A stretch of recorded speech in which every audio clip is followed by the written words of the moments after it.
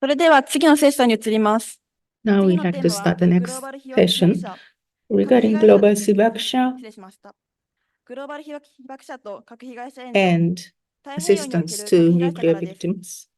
登壇 And 者は from マオヒヌイ、北欧ポリ Pacific ネシア国会議員、 perspective, ヒナメラクロスさん、 we are going to have 明治大 the 学法学部兼任講師、山田俊則さ Dr. ん、 Hinamoeura 明星大学 CROSS, 教授、 Dr. 竹峰 ANITOK, 誠一郎さん、 Dr. Yamada, オンラ Dr. インからマ TAKEMINE, ーシャル諸島国会議員、デイビッド・アニトクさん、 as well as ディポー the ル大学教授、 Dr. 宮本由紀 Miyamoto さんです。よろしく and お願いします。 Miyamoto from DePaul University. Thank you.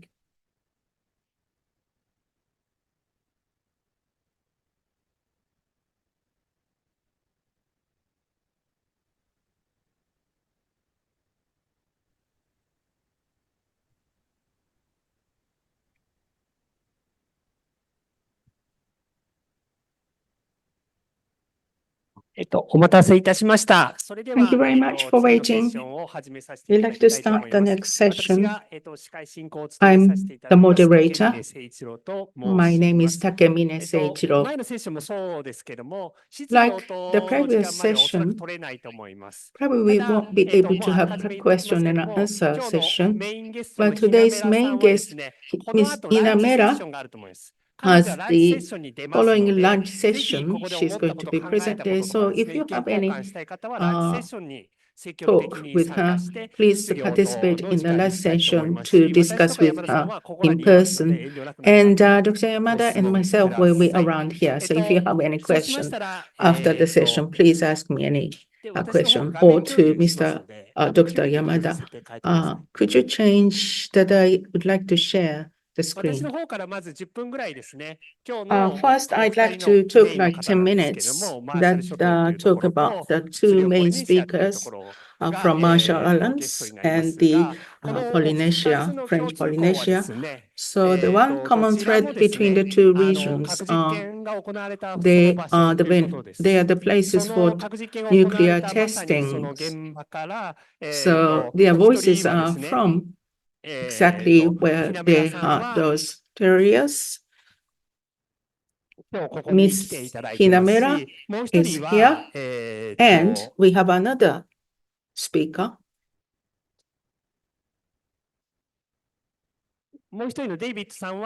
David ANITOK participates online.